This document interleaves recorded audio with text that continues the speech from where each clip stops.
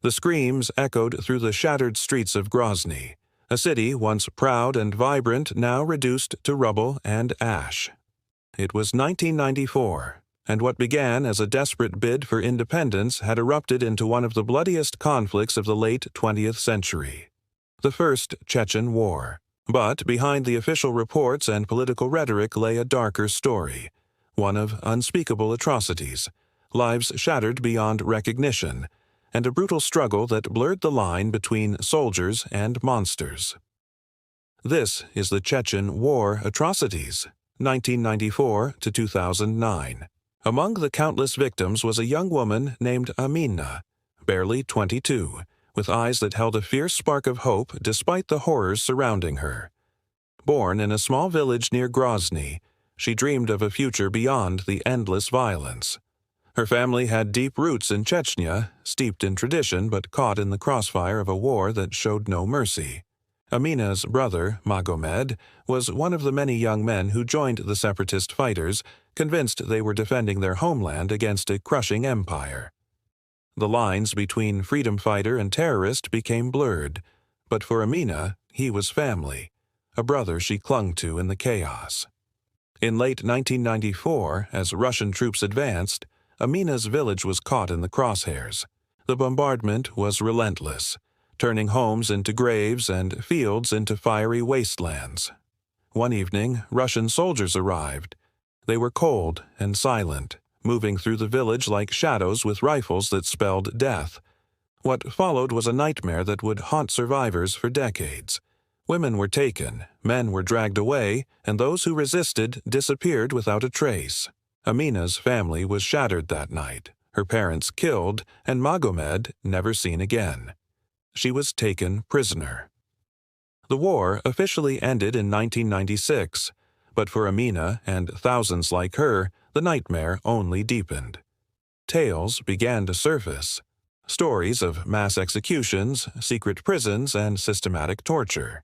Amina was held in one such place, a grim facility where screams were swallowed by concrete walls. The soldiers who guarded her were brutal, often intoxicated, with no regard for human dignity. It was said the atrocities were sanctioned from the highest levels, a cold, calculated effort to crush Chechen resistance by breaking bodies and spirits. But the true extent of these horrors remained hidden until a Russian journalist named Ivan Petrov began digging deeper in the early 2000s. Known for his relentless pursuit of truth, Petrov was drawn to the shadows that official channels refused to acknowledge. He tracked down survivors like Amina, risking his own life to record their testimonies. With each story, a chilling pattern emerged: executions in basements, mass graves in the forests, and a ruthless campaign to erase any trace of opposition. Petrov's investigations were met with threats and intimidation, but he pressed on, determined to expose the darkness. The second phase of the conflict, the Second Chechen War starting in 1999, brought even greater brutality. Russian forces adopted scorched earth tactics, leveling entire towns in retaliation for insurgent attacks. Civilians were caught in the crossfire, accused of harboring militants or simply punished for their ethnicity. Among the most horrifying revelations was the use of filtration camps, detention centers where prisoners faced torture, forced disappearances, and summary executions. Amina was released in this period, but her freedom came at a terrible cost. Her body and mind were scarred beyond repair.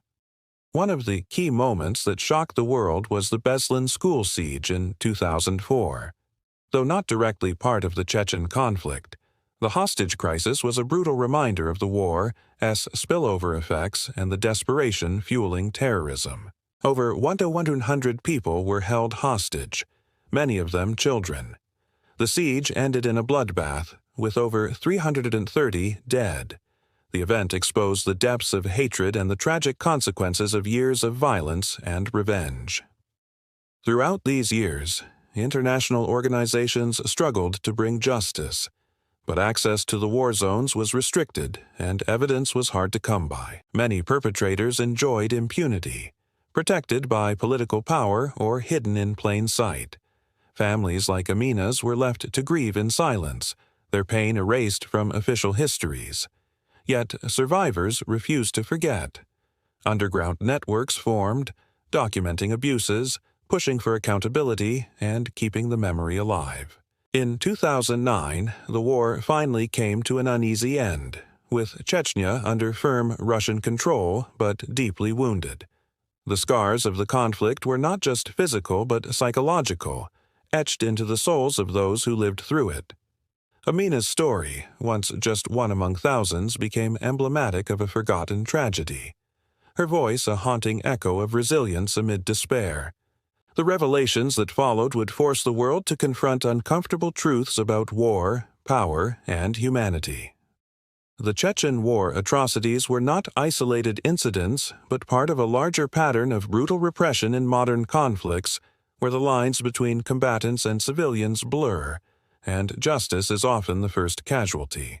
In the end, the question remains: how do you heal a land when the wounds run this deep, and the memories refuse to fade? The ghosts of Grozny still whisper through the ruins, demanding that the world remember, not just the headlines, but the faces and stories behind the numbers. If stories like this keep you hooked, hit subscribe for more.